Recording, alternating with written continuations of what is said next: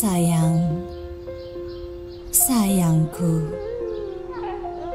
melindungi kulit sayangku, melindungi kulit dengan belayan kasih ibu. Salah satu komponen formasi kulit, ceramide, mengekalkan kekuatan kulit anda. Kulit kebu dengan teknologi solubilisasi yang dipatenkan, melembabkan kulit menggunakan kunyit yang ditapai dengan lactobacillus. Rendah asid sesuai dengan pH kulit. Lembut dengan komponen pembersihan semula jadi. Sesuai untuk kulit yang lemah dan sensitif. Dengan ceramide semula jadi yang seakan struktur kulit kita, CeraBaby melindungi kulit dari habuk halus dengan membentuk lapisan lembab. Ketulinan bahan yang tinggi dengan formula hypoallergenic. Kulit yang sihat untuk melindungi bayi kesayanganku. Atomy CeraBaby. How to preserve the nature clean and fresh. Change your detergent first. Atomy Laundry Detergent. Eco-friendly natural ingredients. Perfect for sensitive skin.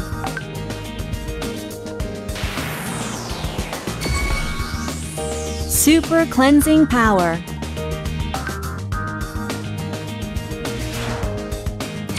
Reduce environmental damage.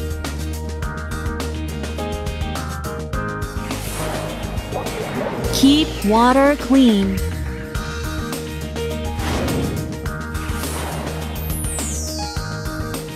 Eco-friendly detergent.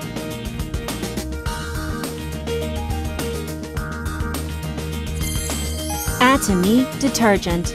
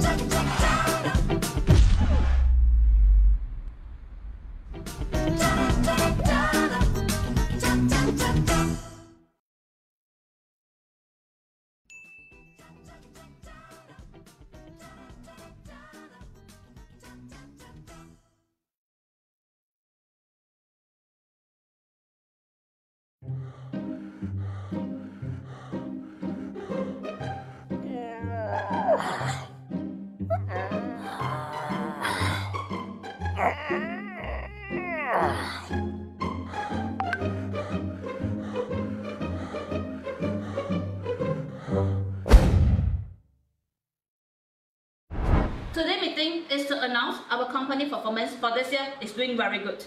As you can see, this is a sales per year. It has been increased rapidly. Okay, this is the percentage per month. It's also doing very good. Well done, guys.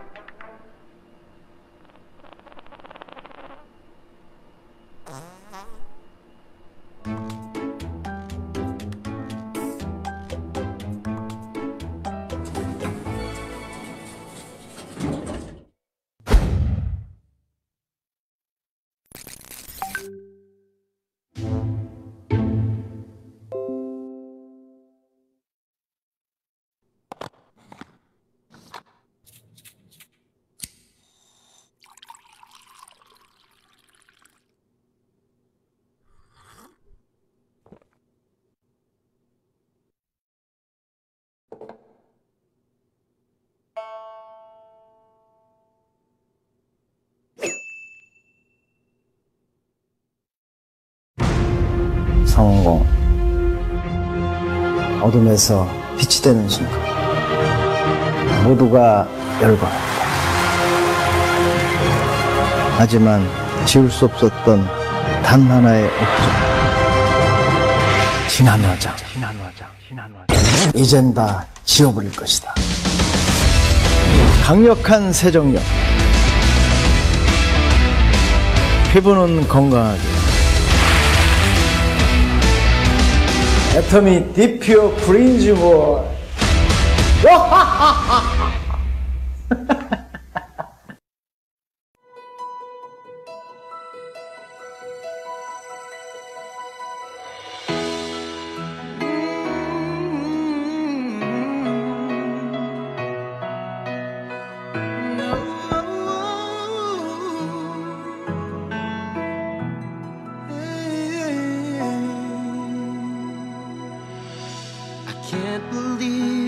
거꾸로 들었어.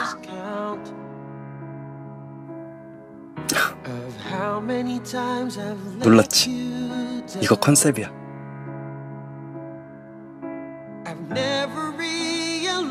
7년의 연애 서로 다투기도 많이 하고 싸우기도 많이 했지. 이렇게. 그래도 널 만나서 행복을 알게 되고 사랑을 알게 됐어.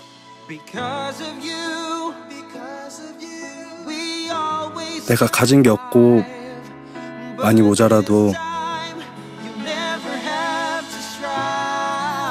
하루의 시작과 끝을 너와 함께 하고 싶어.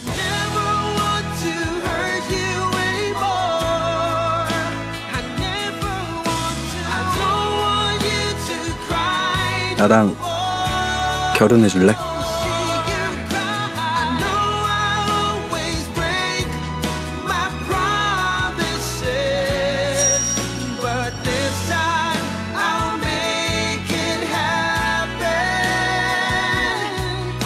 하루의 시작과 끝을 너와 함께. 애터미 치약 칫솔.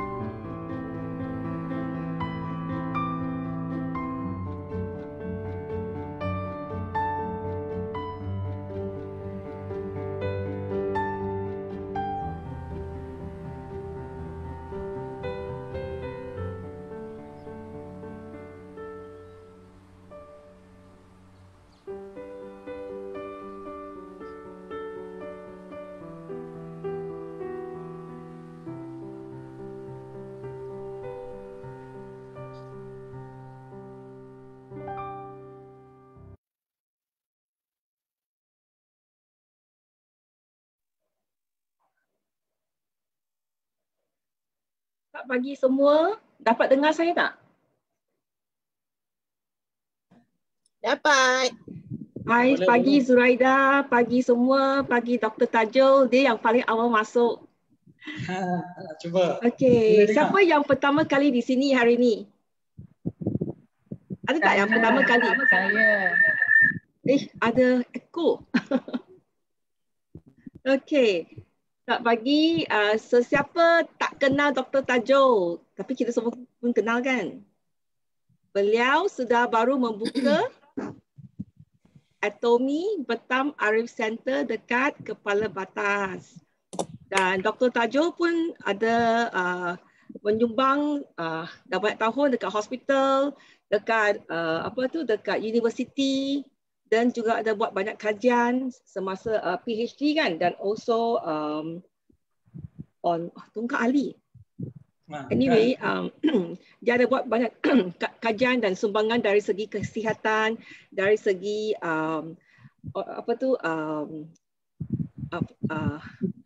saya pun dah blur hari ni. Herbal, ya betul. Tungkak Ali, testosterone level dan bone metabolism. Banyak teknikal lah dia punya kerja. So hari ni kita akan belajar dari Dr. Tajul tentang hemorrhoid dan kanser. Dan sesiapa yang ada soalan boleh juga type dekat sini, ataupun bila Dr. Tajul tanya, awak juga boleh membuka mikrofon pun boleh. Tapi type sini senang sikit lah, so that saya mudah memanggil anda semua lah. Okay. Kalau sini tak jelas, kalau Zoom tak jelas, awak pun boleh tengok dekat mana? Facebook Team Synergy kan? Kalau boleh, ramai orang di sini kan, sekarang sudah ada berapa? 47. Kalau boleh, bukalah tingkap, kamera. So kita, bila Dr. Tajul nampak muka awak, dia lagi bersemangat kan? Sungguh pun gambar-gambar profil pun cantik kan? Tetapi kita suka tengok muka orang sebenar, live shot. Encik Ashadi begitu sibuk dia memandu kereta, dia buka tingkap, tapi Encik Ashadi concentrate on memandu kereta dulu tau. Okay, so Dr. Tajul, over to you. Okay, boleh dengar? Boleh dengar? Okay, I share the presentation. Okay.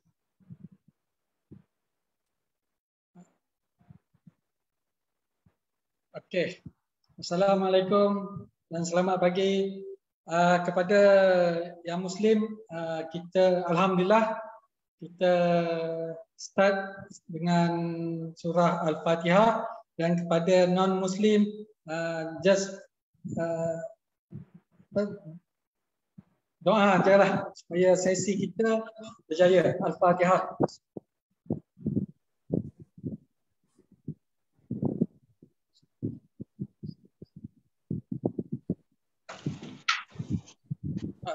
Kejap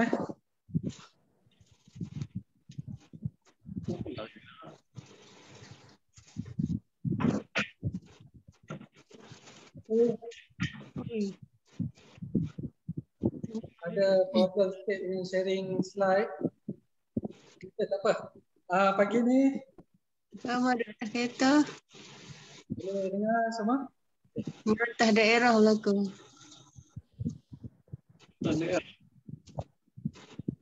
Boleh dengar Dr. Tajul, no problem. Boleh Slide saya ni ada connecting pula. Okeylah, tak apa, kita bercakap tentang kanser. Kanser dan hemorrhoid itu satu topik yang betul-betul ramai yang menghantar soalan kepada saya, bertanyakan tentang kejap saya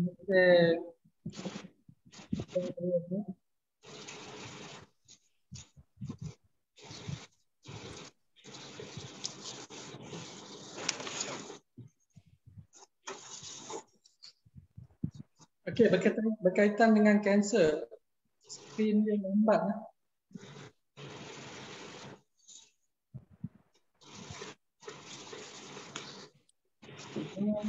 Ini bunyi apa tu? Itulah bunyi macam bunyi kipas. I think better mute semua lah kot.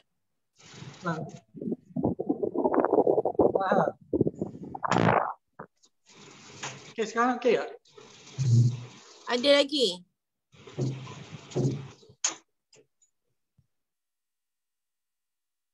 Okey. Better. Ada lagi?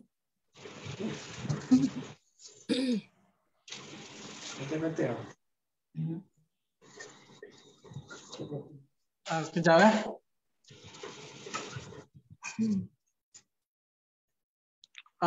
saya share daripada handphone saya lah.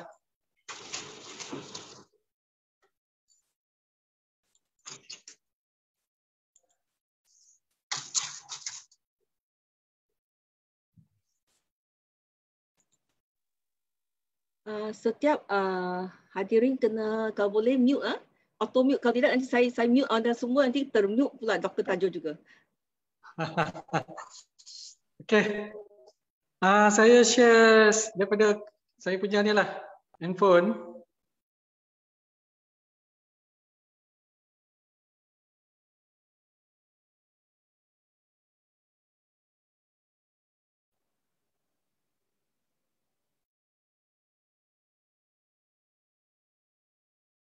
Hello, boleh dengar? Boleh doktor, no problem. Boleh dengar doktor. Alright, clear. Okay. Doktor, saya rasa saya guna komputer tadi. Okey. Kita bercakap tentang Dr. Tajul, handphone awak kena landscape so that dia gambar lebih besar. Dia punya tak boleh. Okey, Ya.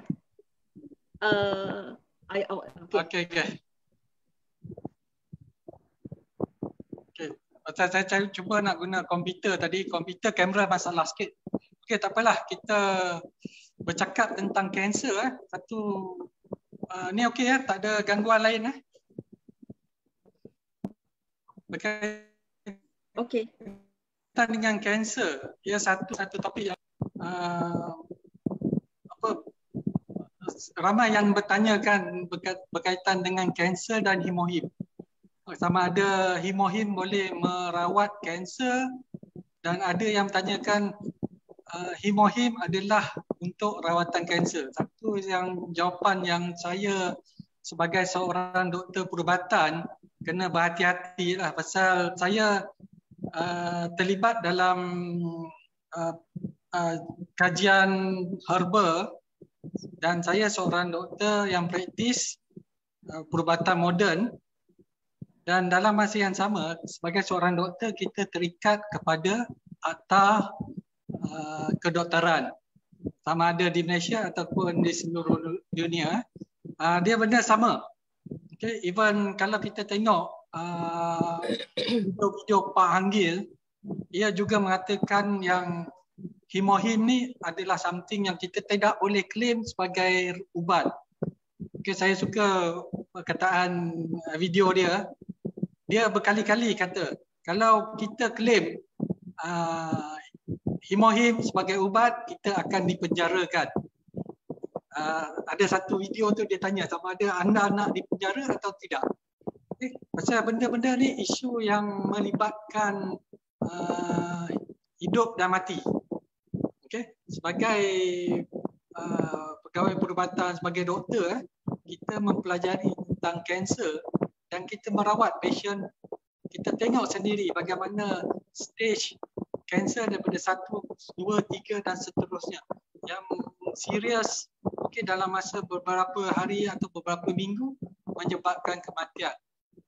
Untuk sesi kali ini saya akan terangkan sikit. Saya tak nak cakap benda-benda yang besar-besar tentang kanser, pasal kita saya bukan bercakap dengan pelajar-pelajar perubatan dan profesional perubatan. Saya bercakap kepada awam.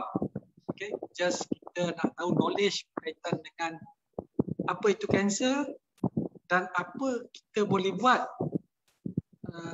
kepada kanser ni. Okey, kanser ia adalah satu penyakit.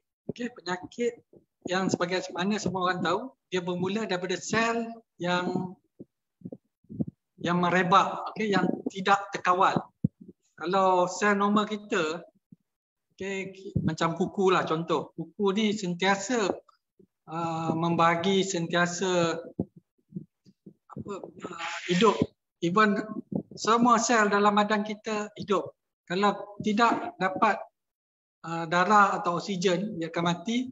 Dan sebagaimana kita pernah tengok kematian, bagaimana kalau kita tak tengok orang pun, kalau kita tengok binatang pun, dia akan melalui proses decompose, di mana tisu-tisunya berkembang mati dan bau busuk dan sebagainya. Okay. Jadi badan kita sentiasa 24 jam setiap saat hidup. Okay. Dan berbeza normal cell ni dengan sel normal dengan sel kanser ni. Okay, kanser ni bila switch dia on, okay, dia akan terus membahagi, terus merebak tanpa henti. Itu yang kadang-kadang kita tengok.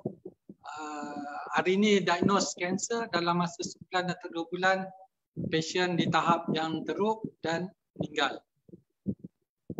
Okay, kat sini kita tengok gambar sel normal dengan sel kanser. Sel kanser ni dia merebak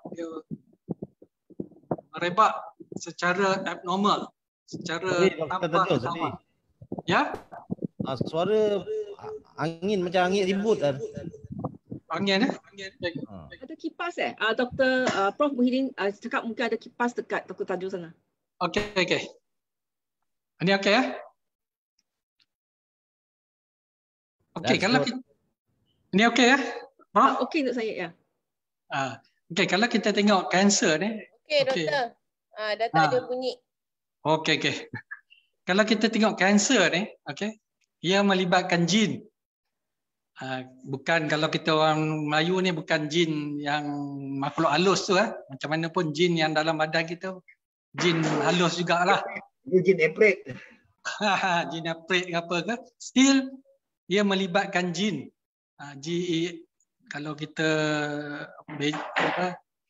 kita tengok DNA dia berubah. Kalau kita tengok kat situ di tengah-tengah tu di mana DNA dia bertukar, ini adalah sel-sel dalam badan kita. Kita kena fikirkan yang sel tu kita besarkan. Sel ni kecil. Okay, kita besarkan satu sel tu, dan setiap satu sel tu dia ada jin yang kontrol DNA yang kontrol sel tersebut.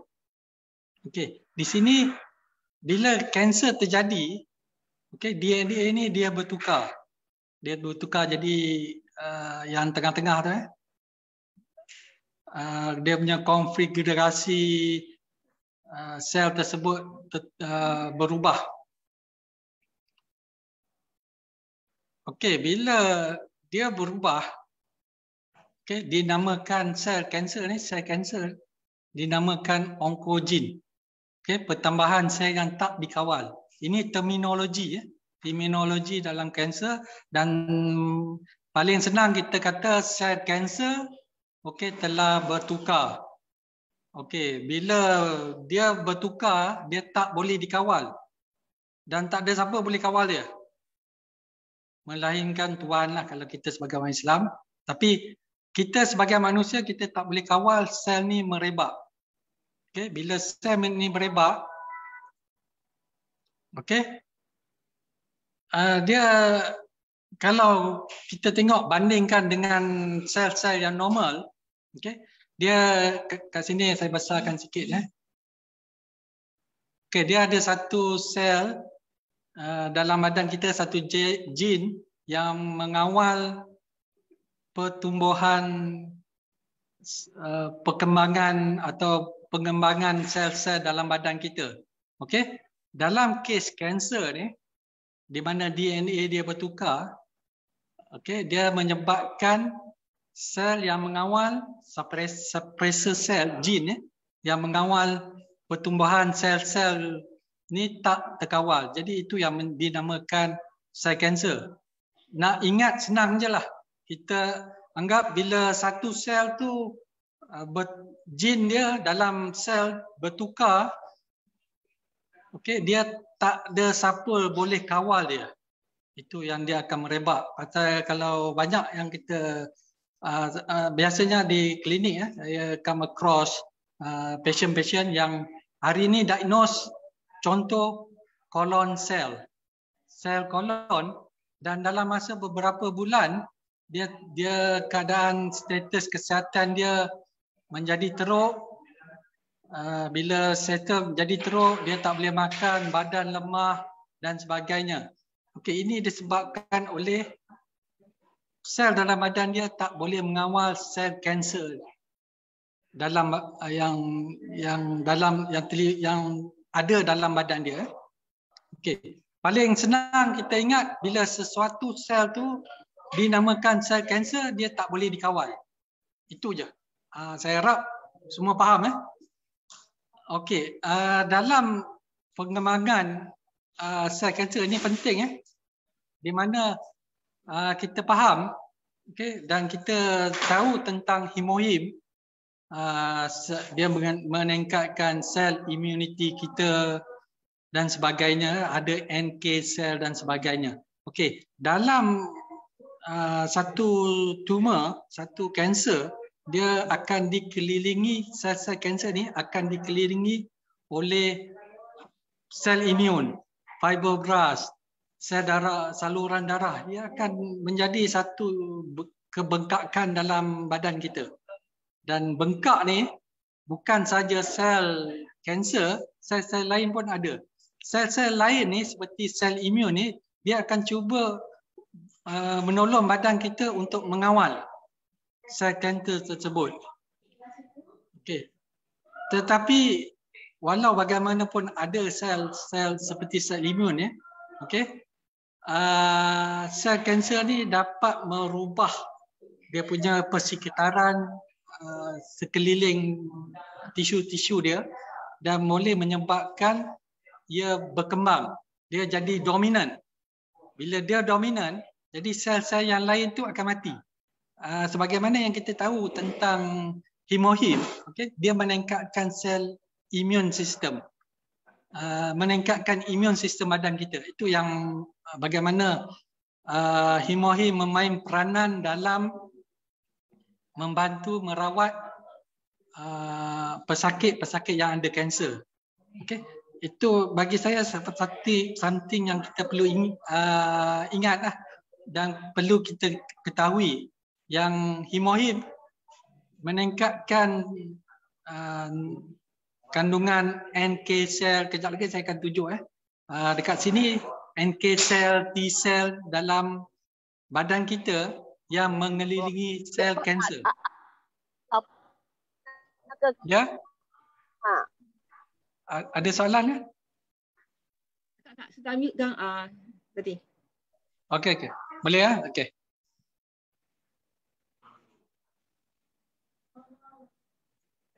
Okey, yang tadi bila sel imun badan kita dapat mengesan sel kanser, okey, dia akan cuba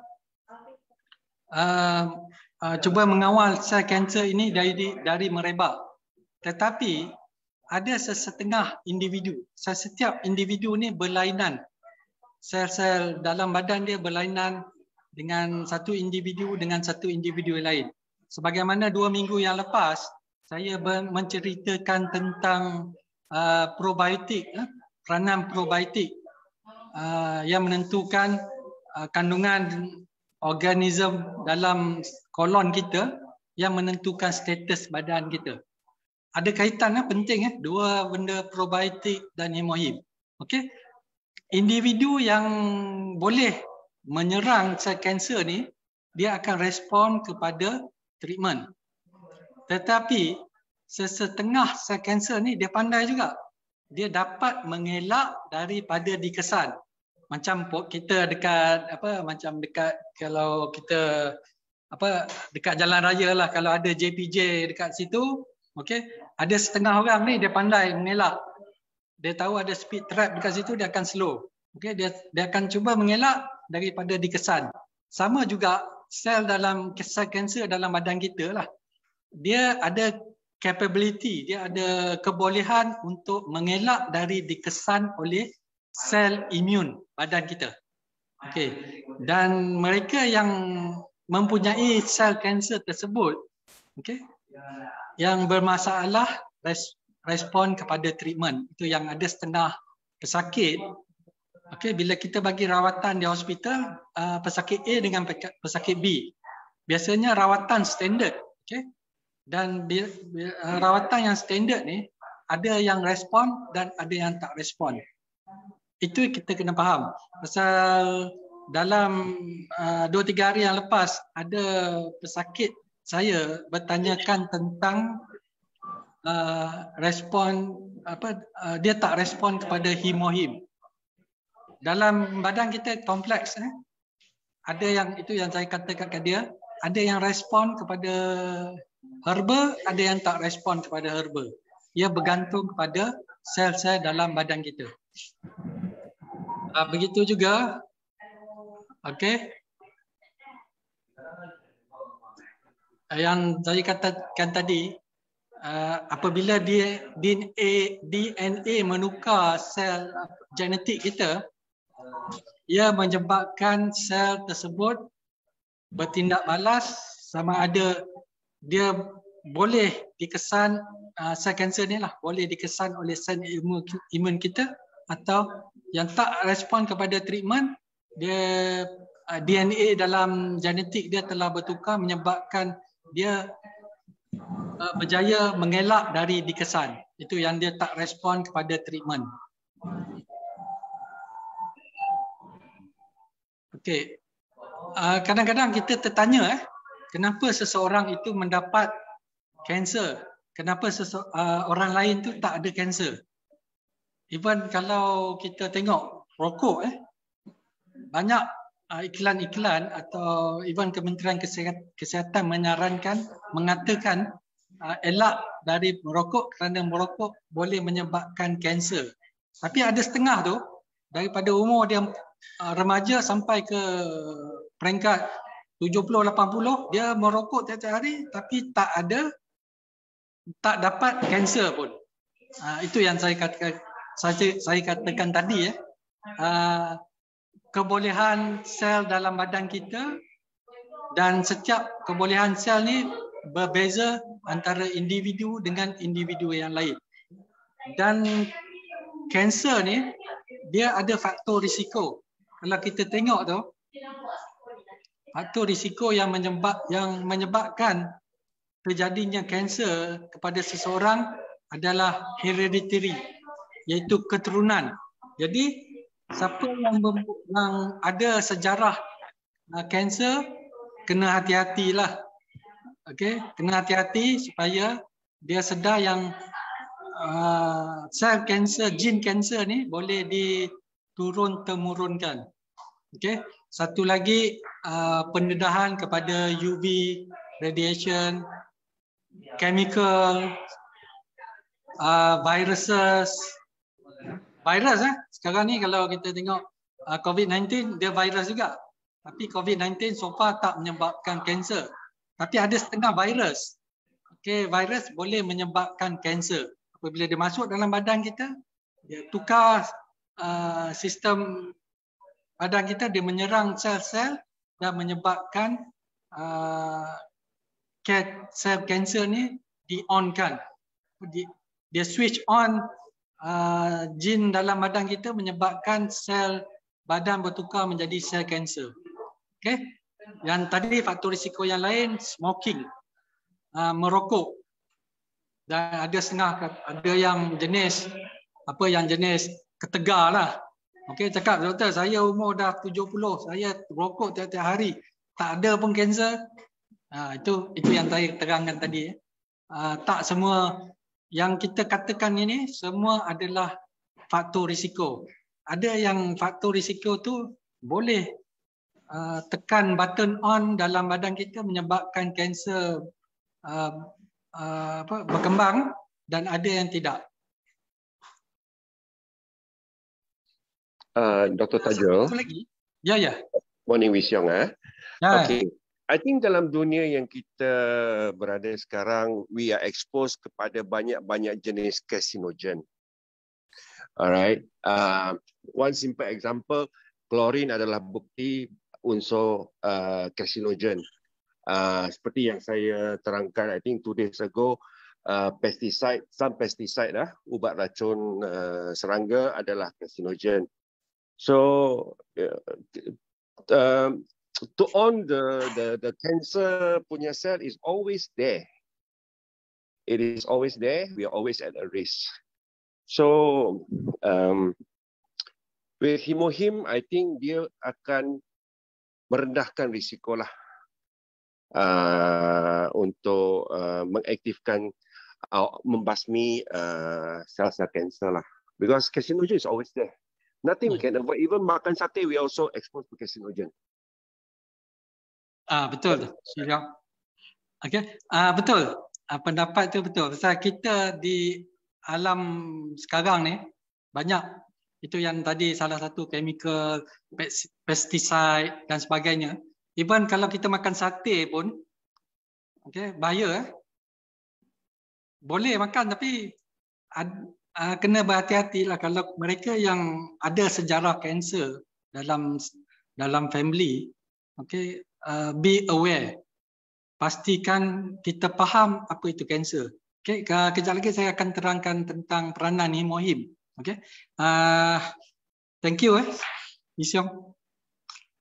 Okay, dalam kita katakan macam mana kanser ni, okay, boleh terjadi pada usia muda, pada usia pertengahan dan pada usia lanjut. Okay.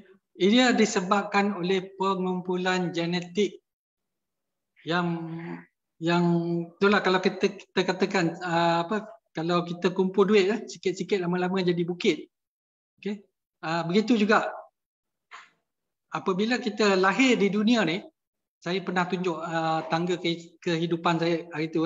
Apabila kita dilahirkan di dunia ni, kita suci, tak ada pendedahan, tak ada apa-apa yang menyebabkan kita sakit, melainkan ada genetik. Itu yang ada setengah bayi itu ada penyakit ni dan penyakit itu. Pasal antara ibu dan anak atau ibu bapa dan anak, okay, faktor yang menentukan individu bayi tersebut adalah genetik daripada ibu dan bapa. Okay. Tetapi secara umum boleh saya katakan bila seseorang bayi itu dilahirkan, dia macam suci. Okay. Semakin dia membesar, itu pendedahan kepada makanan ringan. Okay, saya ambil masa lagi kurang 5 minit lagi. Pendedahan kepada makanan ringan, makanan itulah, makanan ini, macam-macam. Okay, yang tak berkhasiat.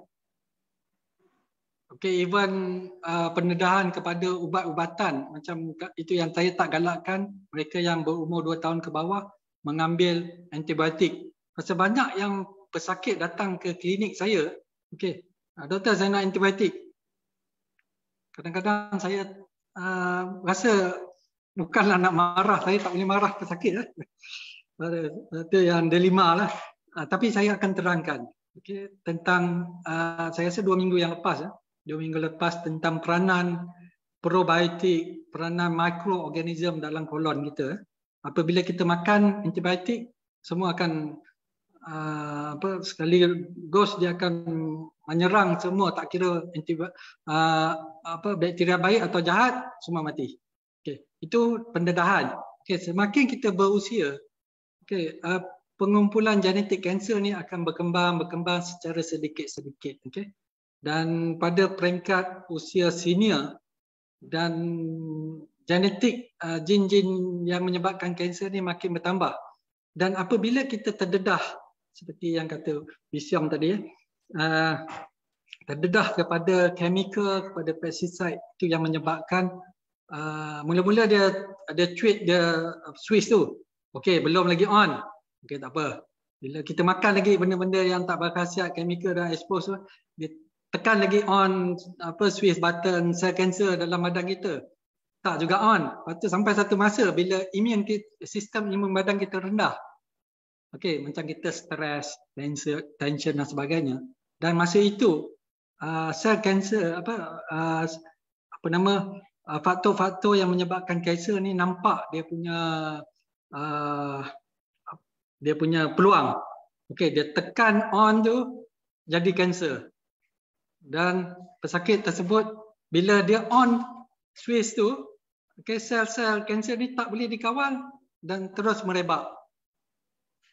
Okey, saya harap semua faham tentang kanser, bagaimana dia. Kalau nak cerita tentang types dia macam-macam. Okey, dan di situ kita tengok macam mana orang yang berusia mendapat kanser kolon, kanser dan sebagainya. Okey, orang yang muda pun ada yang dapat kanser paru-paru tentang pendedahan kepada asap rokok, pendedahan kepada chemical, pesticide dan macam-macam lain. Okey.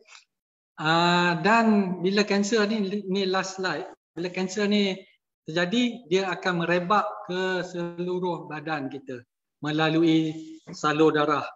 Itu yang kalau kita dapat detect awal, kita boleh rawat penyakit kanser.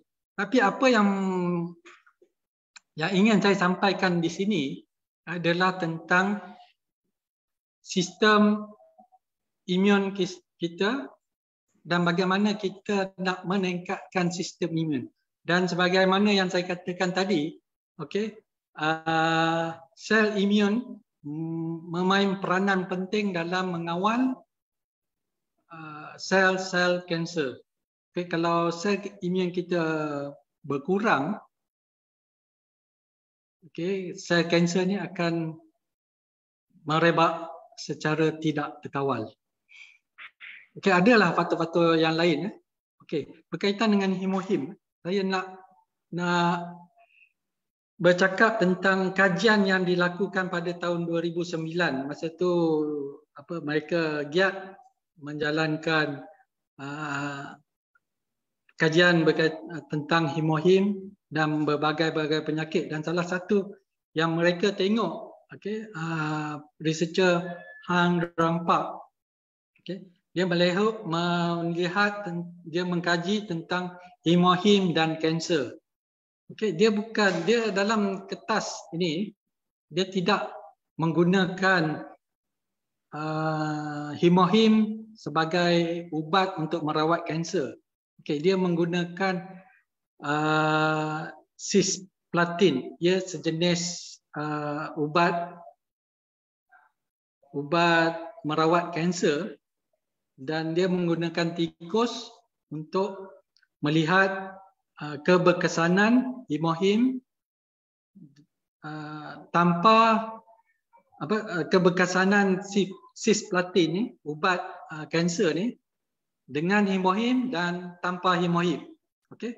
Dan kajian ini menunjukkan dengan jelas bahawa mereka yang mengambil ubat cisplatin, ubat kanser ni, dalam merawat kanser, dia campur dengan hemohim, ia menunjukkan kesumbuhan yang meningkat berbanding dengan kumpulan tikus yang menggunakan ubat cisplatin saja.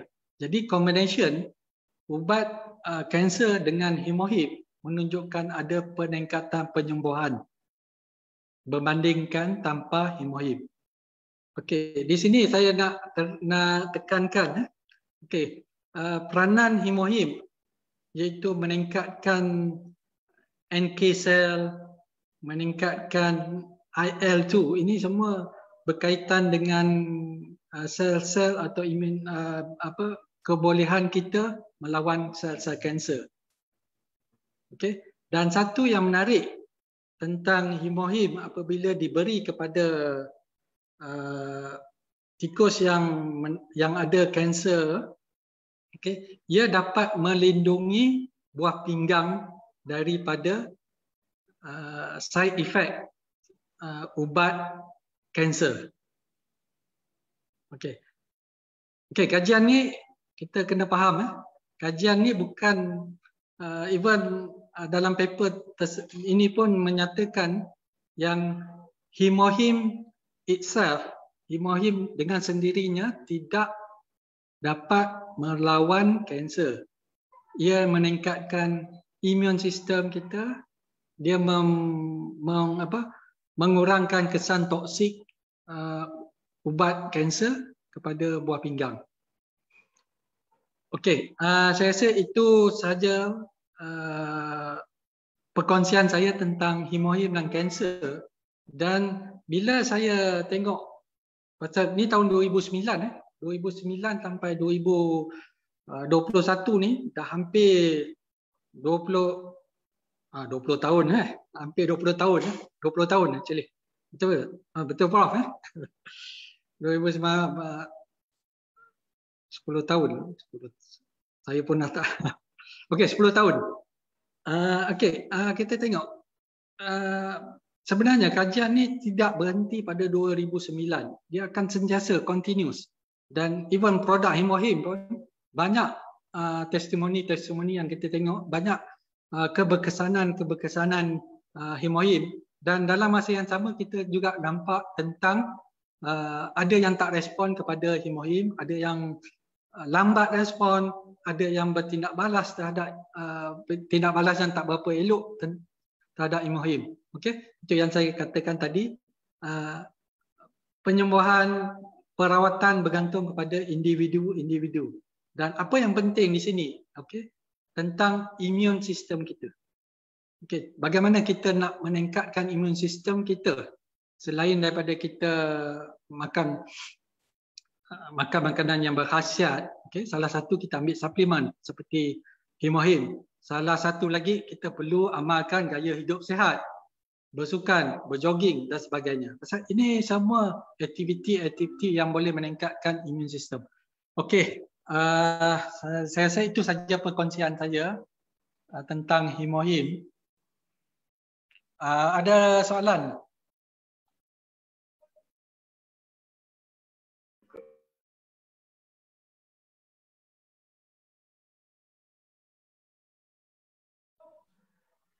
Rajul, saya ambil daripada Kuala Lumpur ya. Ada, okey. Soalan pertama, saya macam mana nak tahu kita imun badan kita ni kurang atau ada imun dalam badan kita? Satu, soalan kedua.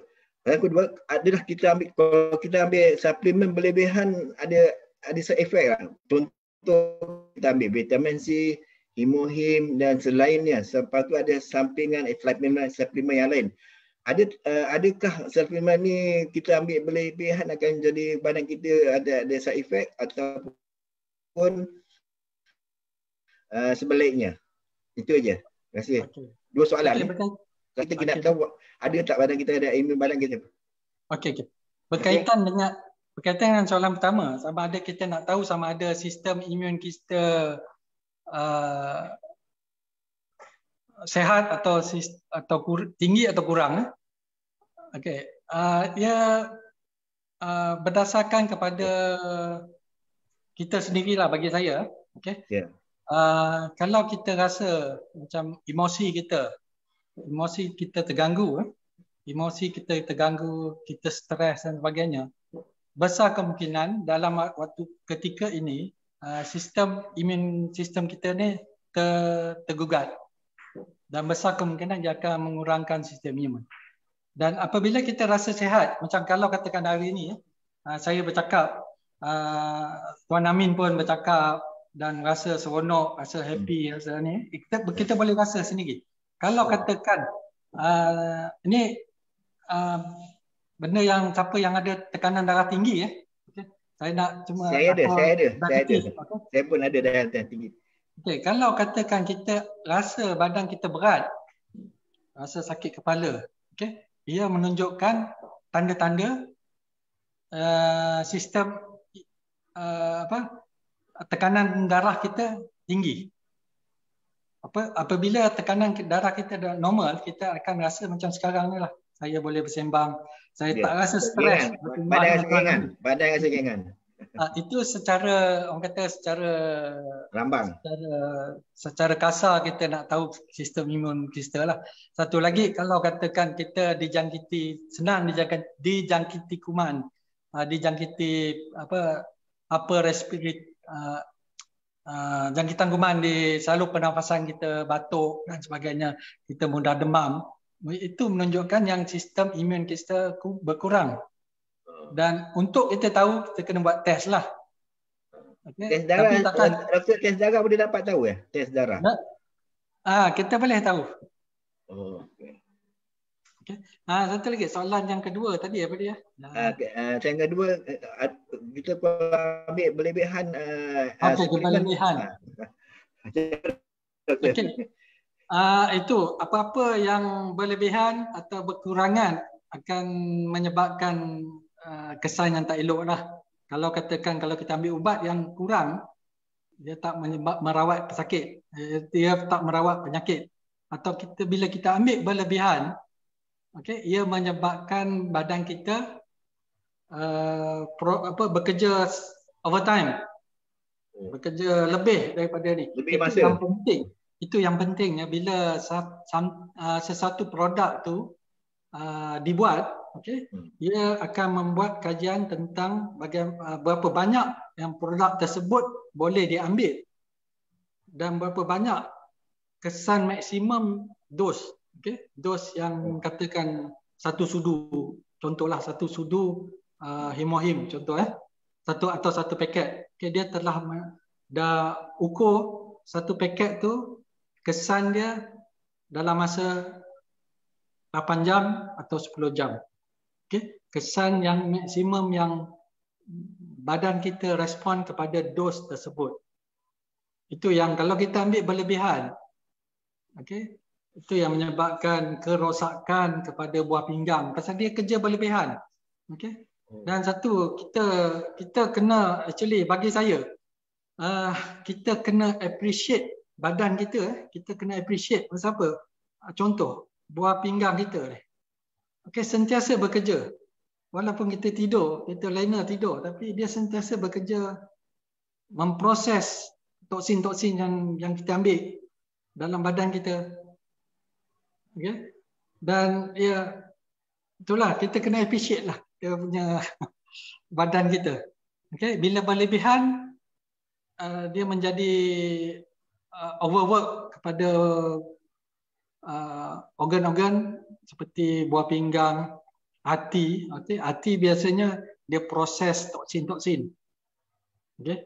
Bila contoh berkaitan dengan buah pinggang atau hati, okay, bila ada simptom macam sakit buah pinggang, okay, bila ada simptom kaki bengkak, macam kita rasa kaki, terutamanya kaki bengkak, tak boleh kencing dan sebagainya. Bila ada simptom-simptom penyakit buah pinggang tu, maksudnya 90% fungsi buah pinggang tu telah hilang. Hanya tinggal 10%. Itu baru kita tahu. Selama dia sakit, buah pinggang tu sakit, macam sakit 10% tak berfungsi, 20% tak berfungsi, kita tak perasan lagi. Itulah. Okey, boleh ya kami? Okey. Ni saya je doktor, buah pinggang ni dia simptom tu kita macam doktor katalah, kita tak pasti 10% kita tak pastikan, hanya dengan darah saja kita cek, kita boleh tahu kan buah pinggang kita order 10% ke 20% operasi. Tapi kalau dia simptom dia ada sakit-sakit pinggang ke? Tak kan? Tak, si buah pinggang ni sakit-sakit pinggang, sengal-sengal pinggang tak ada kan? Ada gitu ke dia simptom? Ada setengah tu tak ada menyebabkan sakit buah pinggang, melainkan ada batu dekat dalam buah pinggang tu lah. Kalau ada batu memang sakit amat sangat. Okey doktor. Okey, faham. Lagi satu ni, saya nak tanya pasal suplemen. Kalau kita tahu apa yang kita ambil suplemen, macam satu suplemen contoh ada satu A to Z, dunia potassium, magnesium semua ada satu Z, dia vitamin semua dalam tu. Tapi kita ada kekurangan satu, contoh macam kita punya kolesterol yang baik dan kolesterol yang jahat tu. Kita makan minyak ikan, contoh kita makan minyak ikan untuk menampungkan yang suplemen yang pertama tu. Kalau kita ambil alternate macam kita ambil satu yang kita ambil tu alternate, macam hari kita ambil, besok kita ambil, lusa pun kita ambil balik. Boleh ke kita buat macam tu untuk suplemen tu kita tampung satu sama lain? Macam contoh vitamin C dengan pyrobatic kan, atau himohim. Takkan kita makan sekali 3, boleh ke doktor? Kita mesti ada mana yang dia sesuaian untuk kita punya badan, yang mana yang menampung kekurangan tu. Betul tak? Itu yang pentingnya kita tahu produk apa yang kita ambil. Macam kalau katakan contoh probiotik. Okay, contoh apa yang ada dalam probiotik tersebut. Itu yang bagi saya nampak kenapa Atomy menekankan tentang pemahaman produk-produk. Itu yang kita ada sesi-sesi tentang produk, tentang macam-macam lah kita ada, dan kita kena tahu kandungan dalam produk-produk tersebut. Okay? Kalau katakan contoh satu produk tu mempunyai kalsium yang banyak dan kita ambil yang produk lain juga mempunyai kalsium yang banyak. Jadi dia melibatkan penambahan added kandungan. Faham Tuan Amin jawab soalan tadi. Hello? Ya, I sudah mute semua. Tapi ada soalan seterusnya lah dari Puan Sulahiyah. Dia tanya bacaan kolesterol saya ialah 6.5 iaitu tinggi. Bolehkah saya makan hemoglobin sebab bacaan kreatinin buah pinggang saya 114 specs 53-106. Oh, saya bagi dia Puan Sulahiyah nak tanya tak?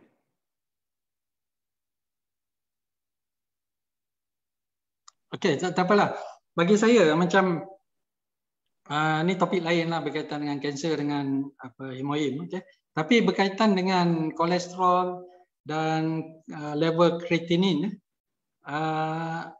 itu yang saya katakan tadi, hemoglobin menunjukkan protective effect of hemoglobin. Macam mana nak kata protective? Kadang-kadang perkataan tu tak keluar, tapi tak apalah. Protective effect hemoglobin kepada buah pinggang. Dia macam protect buah pinggang daripada kesan ubat-ubatan lain. Dan dalam masa yang sama ia menyembuhkan sel-sel buah pinggang. Okay. Kalau katakan Puan tadi bertanyakan tentang creatinine level, okay, tentang kolesterol, apa yang saya galakkan pesakit-pesakit yang mengambil suplemen, okay, apabila mengambil suplemen, okay, contoh hari ini dia ambil suplemen, okay, dalam masa seminggu atau 2 minggu, okay, dia kena bandingkan level kreatinin sebelum dan selepas pengambilan. Pasal ia merupakan data yang amat penting untuk doktor untuk melihat keberkesanan suplemen tu terhadap level-level seperti kreatinin ataupun kolesterol level tadi.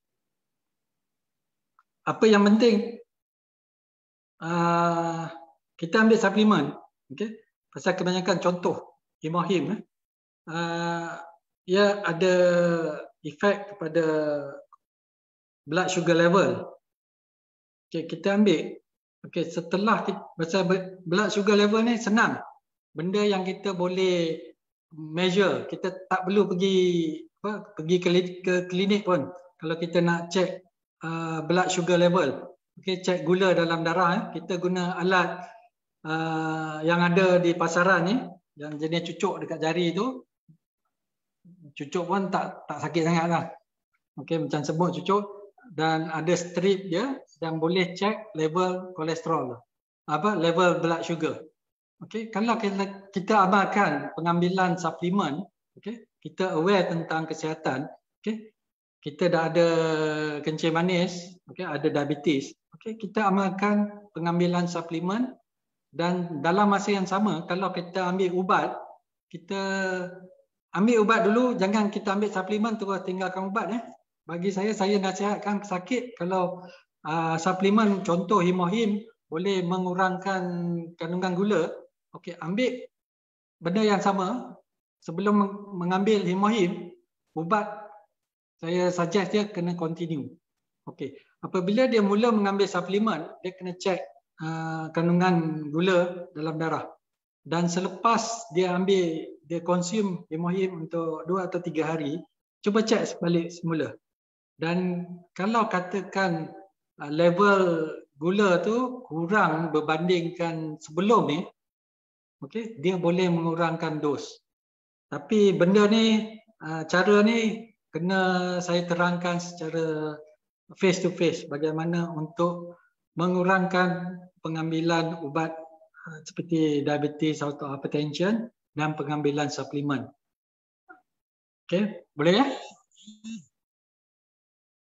Seterusnya, Haji Syaifuddin tanya, pendedahan berterusan pada gelombang elektromagnetik boleh tak menyebabkan kanser?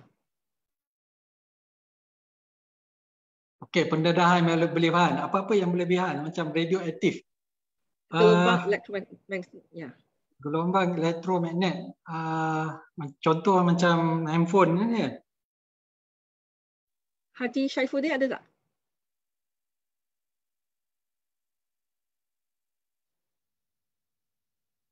Terlalu ramai orang. Tak apa.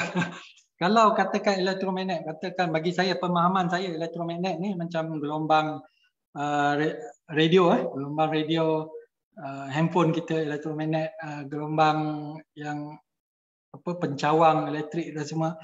Banyak kajian menunjukkan efek dia ada terhadap sel-sel badan kita. Dan sebagaimana yang saya katakan tadi, kemungkinan untuk terjadinya kanser bergantung kepada pendedahan yang berlebihan. Contoh macam kalau kita biasa pergi X-ray. Okey, X-ray ni dia ada waktu tertentu yang dia katakan dia ambil X-ray hari ni dan dia nak ulang balik pengambilan, dia ada masa tertentu supaya bila dia terderah kepada pancaran X-ray ni, banyak sel yang mati. Okey, sebagai gelombang elektromagnet dalam handphone. Okey, betul lah yang saya katakan tadi. Okey, ada kajian, kalau kita tengok ada kajian mengatakan bad effect of the electromagnet kepada sel badan. Tapi so far belum come across patient yang datang yang terdedah kepada contoh handphone yang menyebabkan kanser. Okey. Tetapi bagi saya bila berlebihan ia memberi kesan yang buruk kepada badan kita.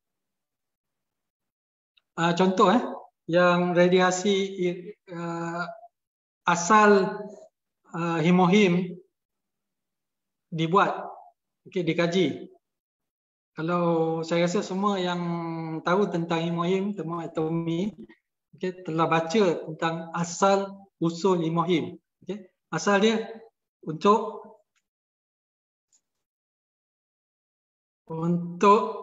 apa tadi, membantu mereka yang terdedah kepada radiasi bekerja di nuclear plant dan sebagainya. Okey. Okay, tadi Puan Zawati Yen ada soalan kan? Tadi awak angkat tangan. Sudah mute. Betul tak? Puan Zawati, I think, mana dia? Oh, dia sudah, tak apa. Okey, soalan seterusnya dari Encik Omar. Ada kanser paru-paru, batuk-batuk yang sangat teruk. Boleh makan hemohim tak? Tetapi bacaan darah sangat tinggi, apa yang harus dilakukan? Sebagaimana yang saya sebutkan tadi, hemohim itself, kemungkinan tidak membantu dalam merawat, tetapi ia membantu dari segi sudut ketahanan badan kita, sistem imun sistem yang mampu menyembuhkan pesakit. apa-apa yang berkaitan dengan kanser bagi saya yang penting sistem imun kita. Saya bawa contoh kanser kolon. Ia terjadi pada abang saya sendiri. Okay. Kanser kolon. Okay. Sebelum ni memang tak detect pun dia ada kanser. Tetapi bila anak dia meninggal, okay, dia dalam period yang down, stres, tak makan dan sebagainya, dan sampai satu masanya dia tak boleh membuang air besar, dan bila dibawa ke hospital dapat detect ada kanser, dan dalam masa sebulan dua dia meninggal. Itu tadi saya nampak dari cerita ni, saya nampak dari segi ketahanan badan kita, sistem imun kita penting, dan apa-apa yang berkaitan dengan kanser, kita boleh membantu dari segi suplemen. Kita memberi sebagaimana yang kita tahu, hemohim dapat membantu meningkatkan sistem imun. Dalam masa yang sama, aktiviti cytotoxic TC dia dan NK cell dia.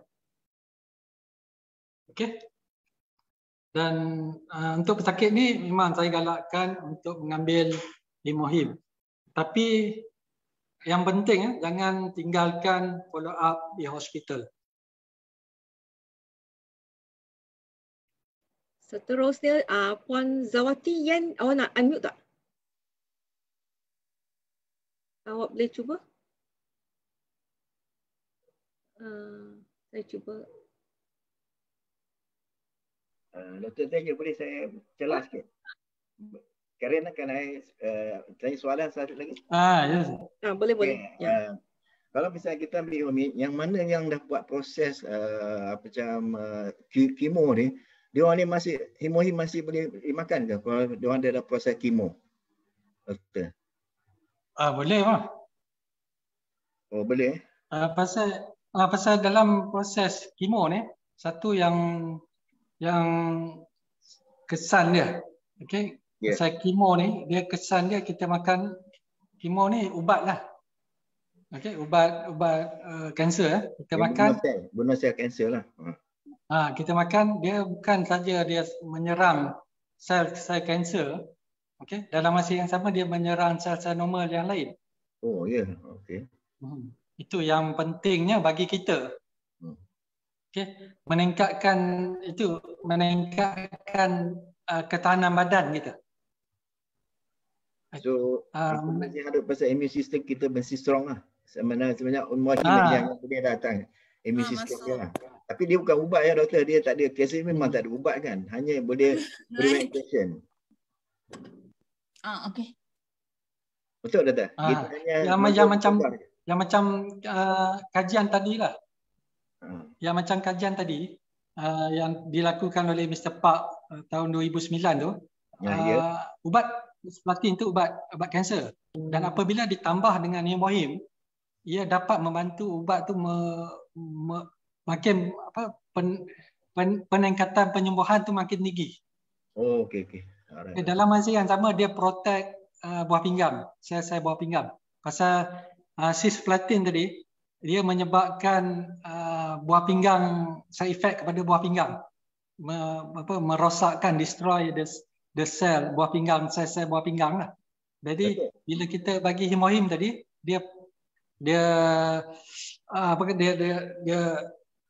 protect buah pinggang, dan dalam masa yang sama dia meningkatkan keberkesanan ubat kanser tersebut.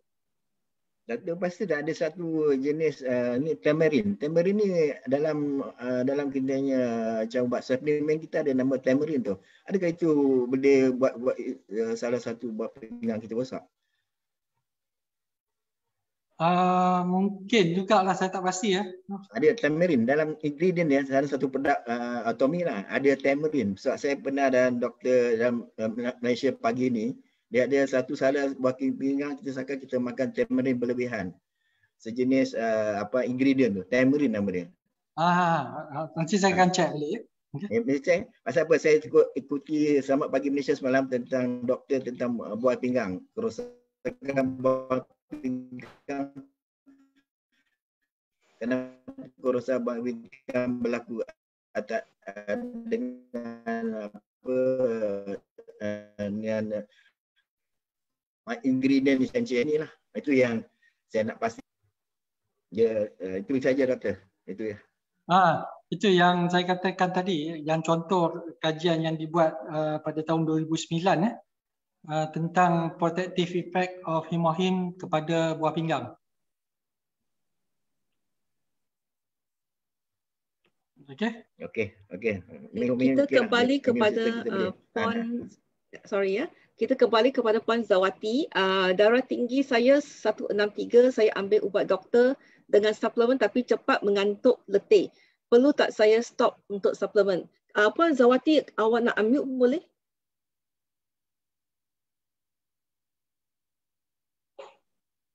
Suplemen apa tu Puan Zawati?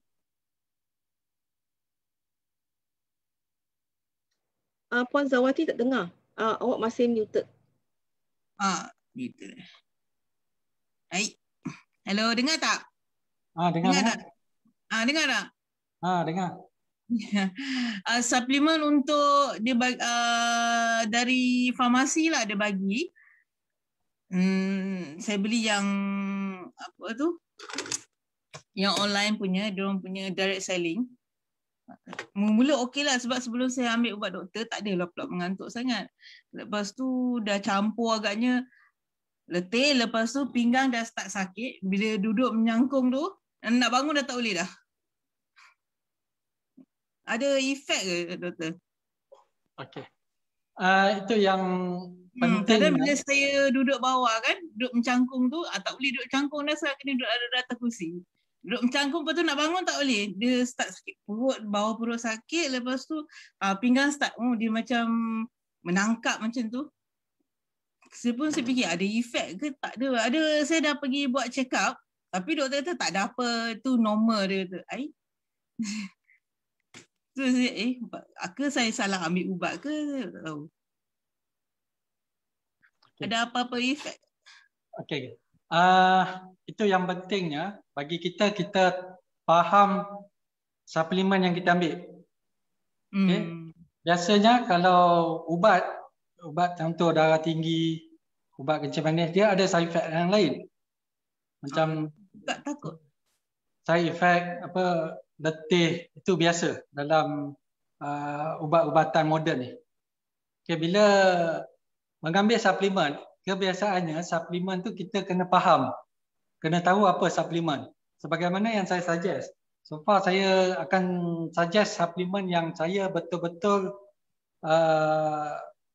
rasa suplemen ni membantu pesakit. Macam juga bila saya merawat pesakit, saya akan bagi ubat yang betul-betul ubat tersebut menyebabkan pesakit itu sihat. Dan dalam masa yang sama, kita perlu ingat tentang respon dan tak respon. Ada yang orang respon kepada ubat, ada yang tak respon kepada ubat. Begitu juga ada yang respon kepada suplemen dan ada yang tak respon kepada suplemen. Dan bagaimana yang saya suggest kepada puan, so far yang berkaitan dengan tekanan darah, akan rasa sakit kepala, sakit tengkuk dan sebagainya bila tekanan tinggi. Okey, saya suggest biasanya pesakit akan mengambil ubat tahan sakit. Paling minimum pun Panadol. Tapi kesan ubat tahan sakit ni macam Konstan dan sebagainya boleh menyebabkan perut kita luka. Okey, so far yang saya temui hemohim ni, okey, saya boleh katakan kalau katakan kita biasa simpan Panadol di rumah, okey, kalau sakit kepala, sakit kaki, kita akan makan ubat tahan sakit atau Panadol. Tapi sekarang ni bila saya kaji hemohim dan saya guna hemohim, saya consume, okey, Bila sakit kepala disebabkan oleh tekanan tinggi, okey, bila sakit kaki, sakit sendi, cuba ambil Imahim 1 paket.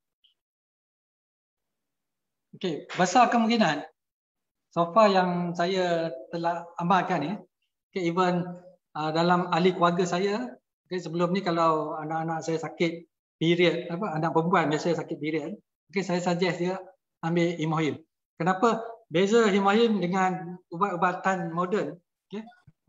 Imahim ni asas pembuatan dia adalah herbal product, produk-produk tumbuhan, lebih kepada natural. Boleh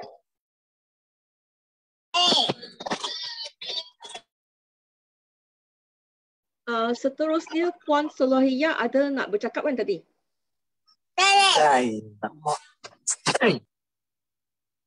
Puan Solah ada tak dekat sini? Kalau tidak, seterusnya Encik Hanif Rahman tanya, untuk pesakit buah pinggan yang sudah membuat dialisis, boleh tak guna Hemohim? Yang berkaitan dengan dialisis, okay. Sebagaimana yang saya sebutkan tadi,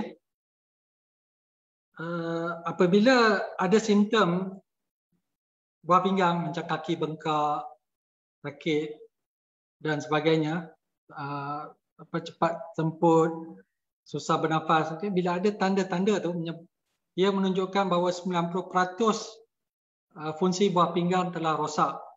Itu yang dia buat dialisis. Okay, bila pasien yang ada dialisis dan penyakit buah pinggang ni, kena hati-hati berkaitan dengan pengambilan air. Walaupun air biasa, pengambilan air kena terkawal.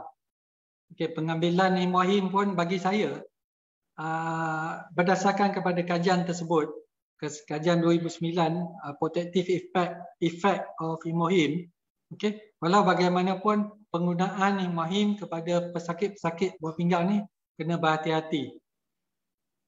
10% yang berfungsi dan kita nak expect dia sembuh 100%, itu adalah satu yang impossible. Okay, bila kita menggunakan suplemen Imahim, okay, pengambilannya kena terkawal dan kena dimonitor. Dimonitor maksudnya kena ada ujian darah, okay, untuk melihat fungsi buah pinggang, level-level parameter buah pinggang lah tersebut. Itu penting. Okey. Dan sini saya tak boleh nak katakan okey, ambil buah untuk pasien dialisis kena ambil Imahim. Saya tak galakkan, saya lebih galakkan dia buat pemeriksaan, dia ikut nasihat doktor yang menjalankan hemodialisis tersebut, dan dalam masa yang sama pengambilan Imahim ni terhad kepada dos yang kecil. Okey? Seterusnya Encik Shan tanya, sesuai tak Hemohim untuk orang tua? Saya rasa ia amat sesuai, terutamanya mereka yang berumur 50 ke atas.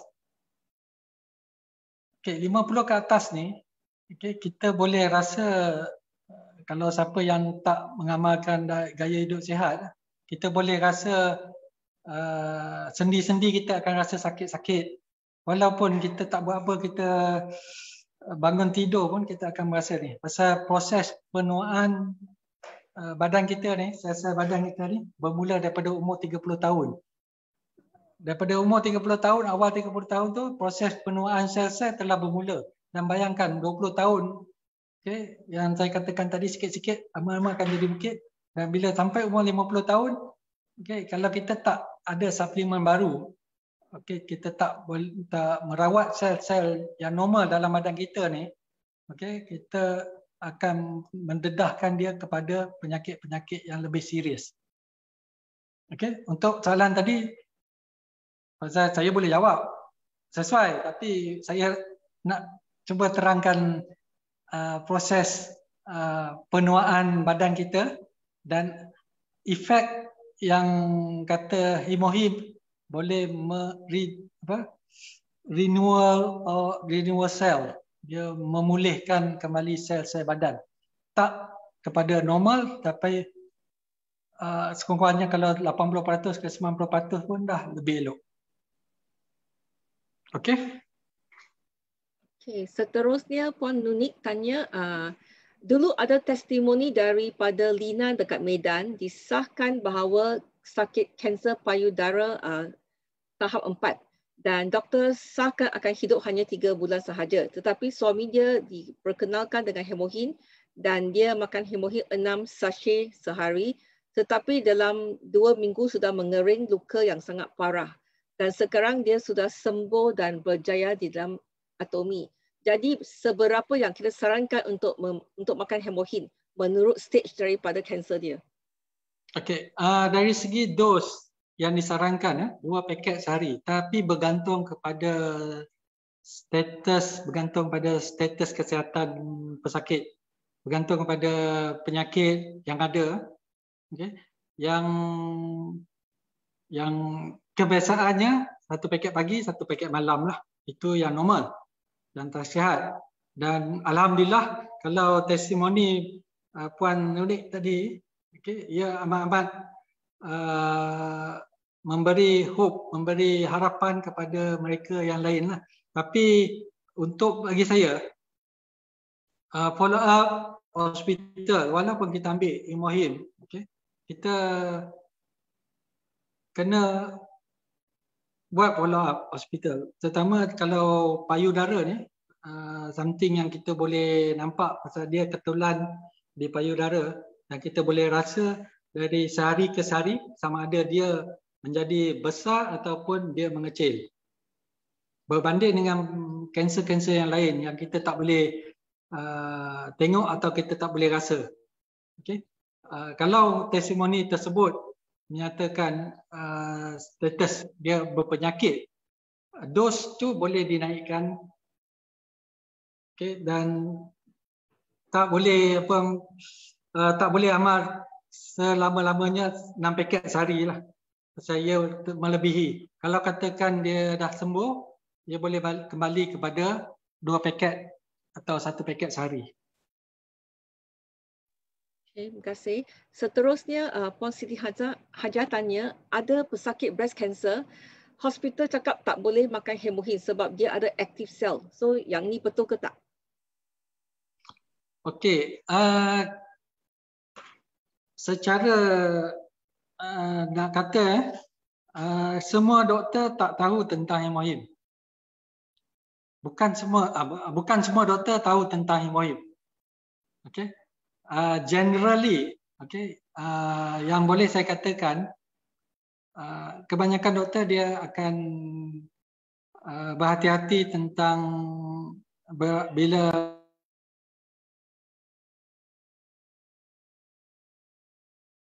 Dr. Tajul, awak termute. Dan generally,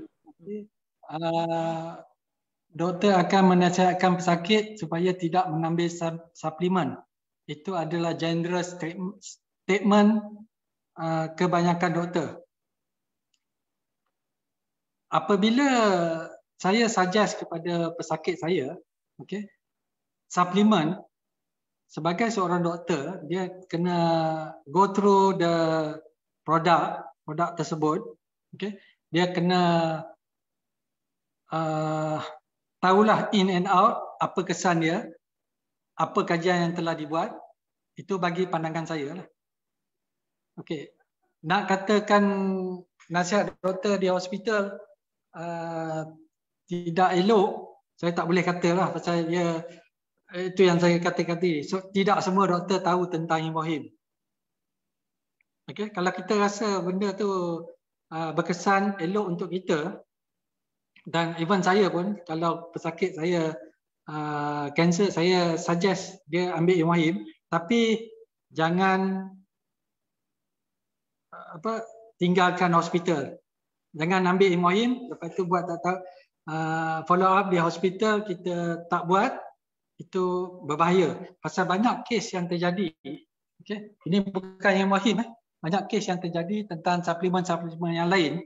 Okay. Pasien contoh, pasien yang ada kanser payudara, okay, datang pada tahap pertama, tahap 1, dan doktor di hospital nasihatkan dia untuk buat pembedahan. Okay, dia balik, dia ambil suplemen lain, dia tinggalkan follow up di hospital. Okay, lepas tahun dia datang balik ke hospital. Ini kes betul, dia datang ke hospital dengan stage 4, stage yang serius. Itu yang saya kata tadi, apabila kita mengambil suplemen, macam bila saya suggest suplemen, okay, follow up di hospital penting. Jangan kita tinggalkan follow up tersebut. Okay?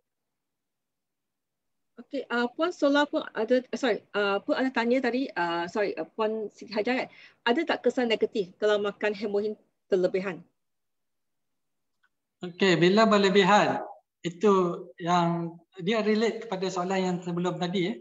Apabila kita mengambil yang 6 sachet hemohin untuk merawat kanser, okay, kita kita ambil berdasarkan kepada situasi. Okey, kalau katakan orang normal yang biasa tak ada penyakit apa-apa, ambil 6 sachet sehari, ia dikira berlebihan. Jadi apa yang biasa yang disuggestkan oleh company, pasal dia dah buat kajian. Okey, 1 paket pagi, 1 paket petang adalah maksimum untuk orang normal. Bukan yang berpenyakit. Faham Dr. Tajul nak minum air tak? Okey. Sebab ada 7 lagi soalan.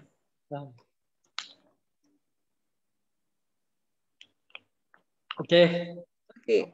Muhammad Khairul tanya, adakah hemohin antioksidan? Nak kata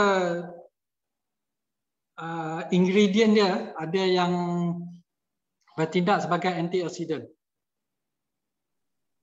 Okey, pasal dia ada hemohin ada 3 jenis plant. Ada yang aktiviti antioksidan, anti-stress dan sebagainya. Dia kombinasi. Okey. Okey, Puan Zuraida Zainul tanya, ada yang member dalam proses kemo. So doktor tak bagi makan sebarang suplemen, boleh tak ambil hemohin? Macam soalan tadi lah. Macam soalan tadi lah. Lebih kurang macam tu lah. Biasanya itu yang dilema bagi saya sebagai seorang doktor, dilema. Okay. Pasal pesakit mendapat rawatan di hospital dan doktor di sana boleh saya katakan 80% to 90% well advised pesakit tidak mengambil apa-apa suplemen selain daripada ubat kemo. Tetapi bagi saya, pandangan saya ni, bila orang yang mengambil ubat kemo, ubat-ubatan kanser ni, okay, sistem imun dia, sistem sel-sel badan dia lemah dan sebagainya. Dan untuk meningkatkan ketahanan imun sistem badan, okay, kita memerlukan suplemen sebagaimana kita makan. Itu yang dinamakan suplemen. Kalau kita makan untuk energi kita, itu pandangan saya lah. Jadi untuk kita segar, untuk kita mendapat ketahanan badan untuk melawan kanser dan dalam masa yang sama untuk mengurangkan side effect. Pasal kajian ni, kajian yang saya katakan tadi 2009, kajian tersebut amat-amat bagi saya amat-amat penting untuk saya suggest hemohin kepada pesakit yang menerima rawatan kanser. Itu yang bagi saya penting kajian. Apabila satu kajian tu menunjukkan keberkesanan dia, okey, dari situ saya ada fakta yang menyokong tentang pemberian hemohin kepada pesakit yang mendapat rawatan kanser. Okey, faham Okey, seterusnya Muhammad Hanif dengan Puan Zawati tanya, kalau untuk perempuan masa tengah period boleh tak ambil hemohin? ataupun tunggu sampai tiada period? Elok ambil hemohim. Masa kalau katakan dia ada sakit, okey. Sakit terutama budak remaja, remaja ni biasa period pain. Okey, sebelum saya jumpa hemohim, kebiasaannya saya akan bagi ubat tahan sakit dan sebagainya. Tapi itulah saya background saya buat PhD tentang farmakologi. Itu kesan ubat kepada badan dan respon badan kepada ubat. Itu adalah field bidang PhD saya. Dan saya kajian saya pun saya buat kajian tongkat ali dan saya suggest penggunaan tongkat ali untuk alternatif kepada penggunaan hormon yang boleh menyebabkan kanser. Itu adalah kajian kalau baca paper saya. Jadi untuk datang period ni boleh makan. Elok. Satu lagi dari segi sel, sebagaimana yang kalau yang lain tengok produk apa itu hemohim, okey, meningkatkan sel-sel, meningkatkan sel darah kita, okey, elok. Pasal dalam period ni sel-sel banyak dikeluarkan darah period tu. Jadi kita nak replenish balik sebagaimana replenish stok-stok dalam online shopping kita tu. Macam itulah kita tambahkan balik sel-sel darah kita. Okey. Okey. Ada 3 minit lagi Caroline dan 3 minit lagi ya. Dan saya kalau boleh saya nak stick kepada masa 12.5 tu atau lebih sikit lah. Okay, saya try to summarize semua question. Mahanon tanya sama ada hemohim sesuai untuk masalah kebas dan sakit sendi tangan. Dan ini juga, siapa tanya? Mr. Tan pun tanya dengan kalau kebas tangan akan berapa paket? Okay. Kalau soalan berkaitan dengan sakit kepala, sakit sendi, sakit kebas, okey, hemohim sesuai untuk digunakan.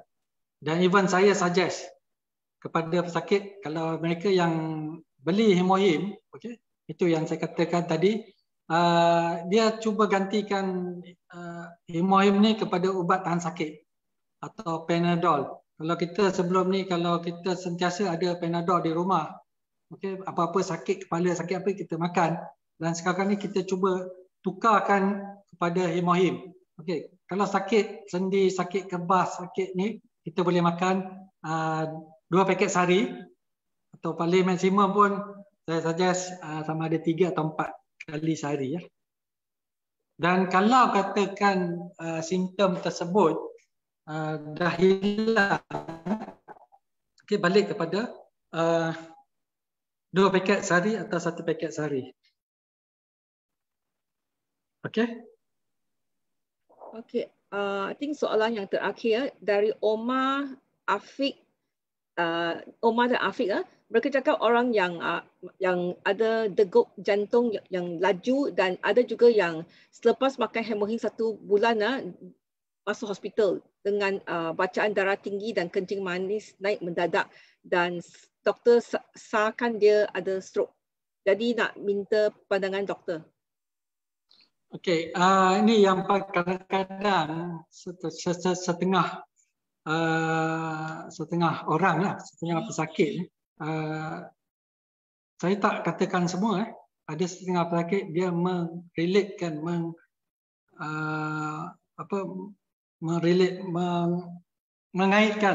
mengaitkan pengambilan tu dengan terjadinya penyakit.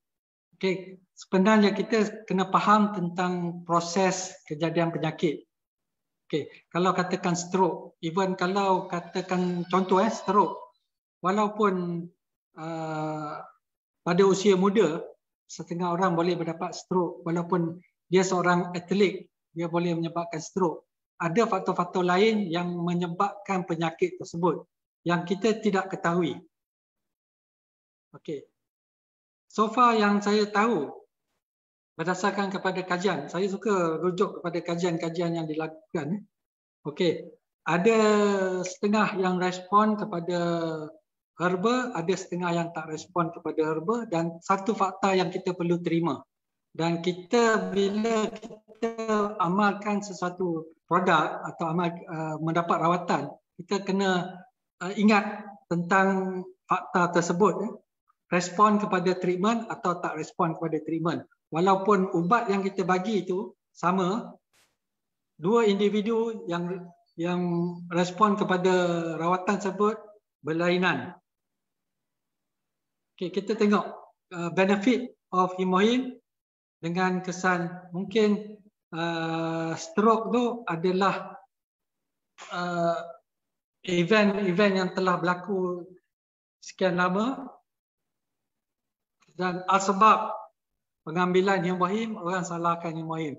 Itu yang kadang-kadang saya cuba nasihatkan, saya beri penerangan kepada pesakit. Okey? Ada tak masa lagi untuk soalan 2 in 1? Okey, last lah. Okey, Puan Mawar dengan Muni Julian dan Wong 3 in 1. Okey.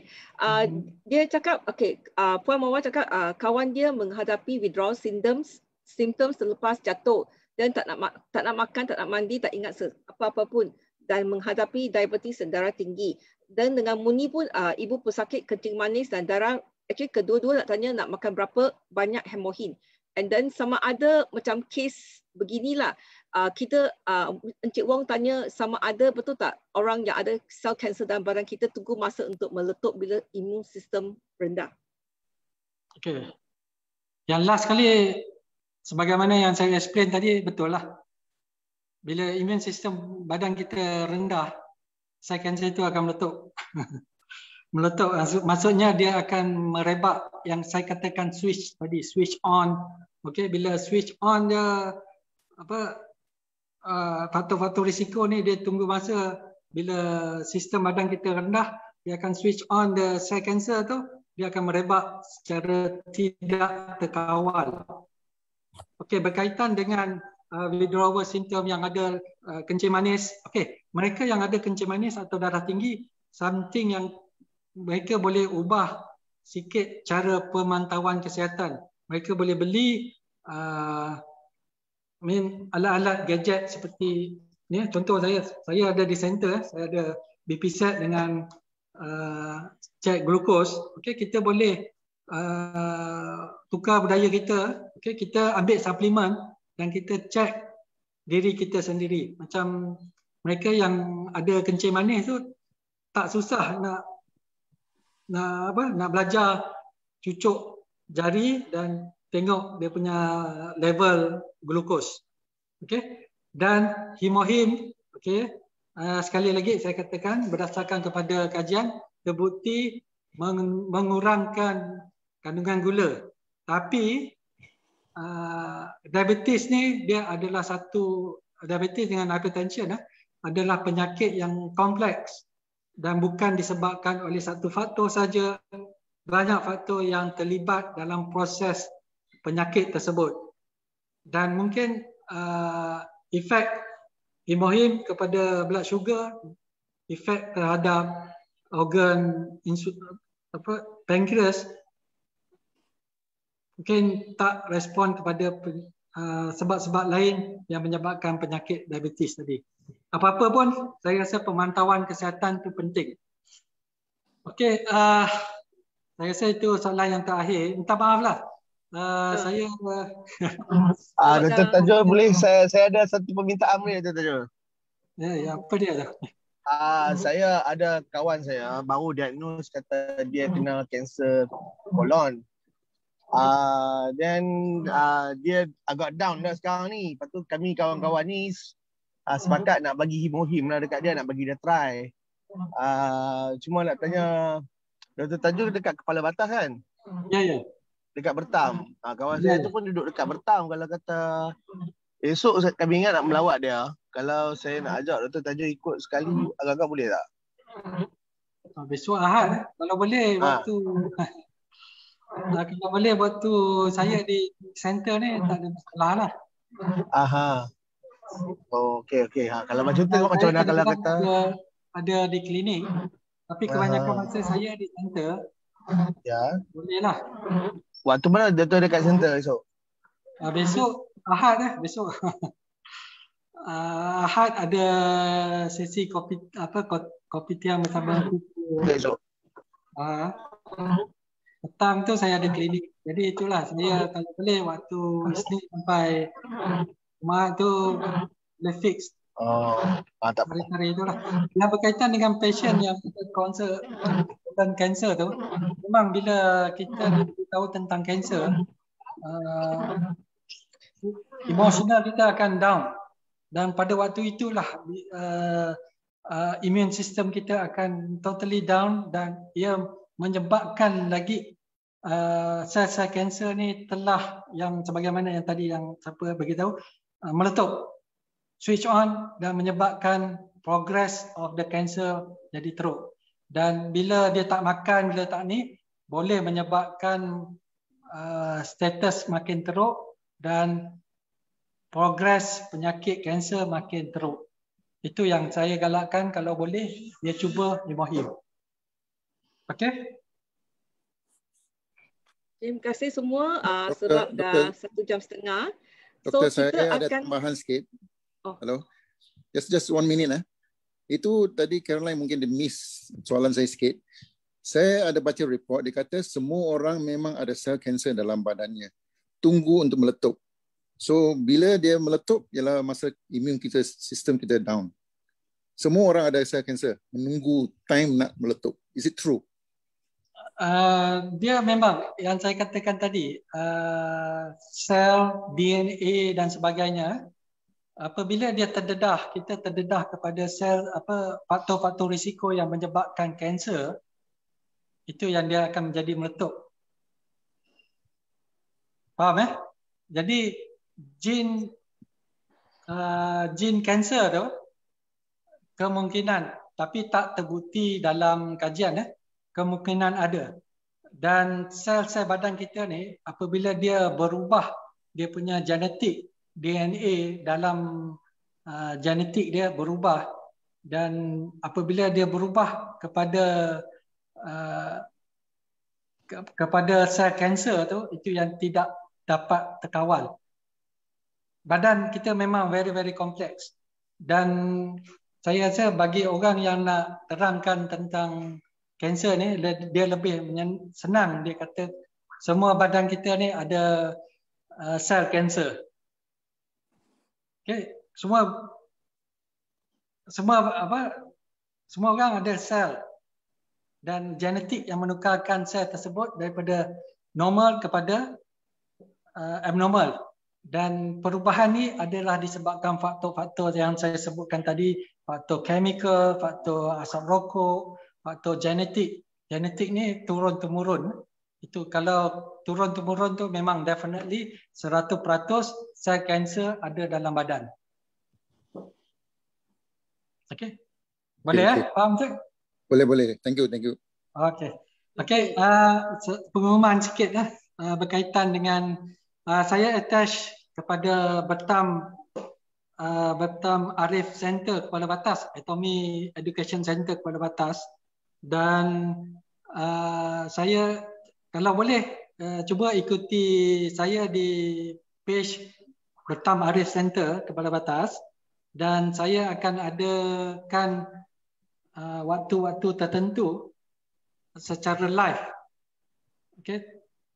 Kalau boleh pada waktu saya cadang dalam pukul 10.30 sampai 11.30 tu secara live saya akan buat tengok hari lah. Saya akan buat satu sesi live secara Facebook, dan kalau yang tak sempat untuk sesi hari ni boleh ikuti saya pada page tersebut lah. Dan dekat sini saya lebih kepada konsultasi dan sebagaimana. Okay. Untuk sesi hari ini sebagai macam kelas sikit lah, kelas setengah jam dan sesi soal jawab, dan kalau boleh kita stick pada, bagi saya suka kepada masa yang diberikan dan stick pada masa tersebut. Okay. Betul aja. Okay, terima kasih Dr. Tajul. Terima kasih semua kerana datang hari ini. Kalau nak tengok recording ini kan, actually dalam kita punya Facebook Team Synergy, dia akan sentiasa di sana. Dan saya akan juga letakkan dekat YouTube Team Synergy. Okay. So, terima kasih Dr. Tajul and jumpa semua besok dekat sesi Kopitiam bersama Mr. Chan. Okay? Okay, terima kasih. Okay, sama-sama. Bye. Terima kasih semua. Assalamualaikum Dr. Tajul. Waalaikumsalam. Jadi dah sampai ni. Dah okey.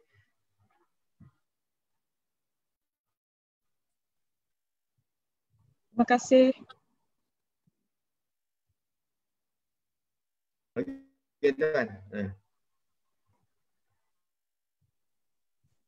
Thank you Dr. Tajul. Okey, sama-sama. Thank you Dr. Tajul. Thank you doktor. Terima kasih juga kerana mendengar. Okay, thank you doktor. Okey.